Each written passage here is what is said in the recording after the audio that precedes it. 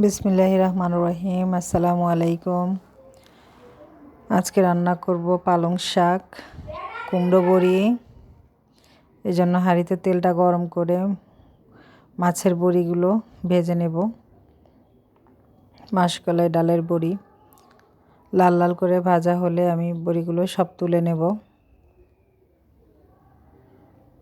এই হাঁড়িতে আমি তেলটা গরম করে সিলভার কাপ মাছটা ভেজে নেব।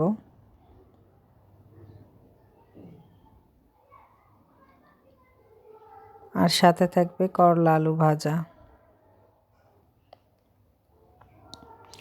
মাছগুলো ভাজা হয়ে গেলে আমি এক এক করে সব তুলে নিচ্ছি।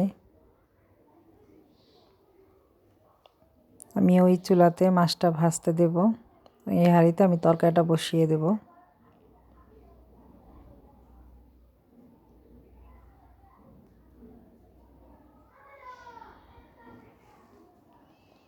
হাঁড়িটা গরম হয়ে গেছে, তেলটা দিয়ে দিলাম। এখন পেঁয়াজ কুচি দিয়ে দেব, সামান্য কাঁচামরিচ ফালিয়ে দিয়ে দেব। বাচ্চারা পালং শাকটা খুব পছন্দ করে এবং মাছের বড়িটাও। আদা রসুন দিয়ে দিলাম পরিমাণ মতো। এখন হলুদ মরিচ ধনিয়া দেব।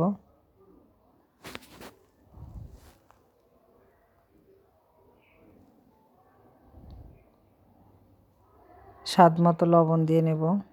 মশলাটা কষানো হলে আমি মিষ্টি কুমড়াটা আগে দেব।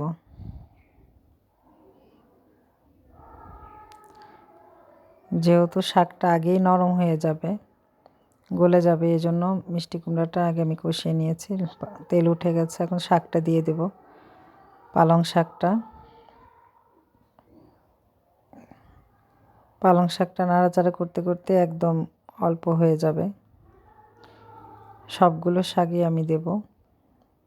একদম অল্প একটু হয়ে গেছে শাকটা, সামান্য একটু পানি দিয়ে মাছটা দিয়ে দেব। একটু বলক হয়ে আসলেই মাছটা দিয়ে দেব।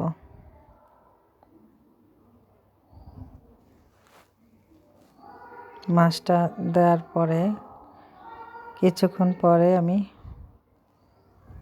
কুমড়ো বড়িগুলো দিয়ে দেব, মাসকলাই ডালের বড়ি।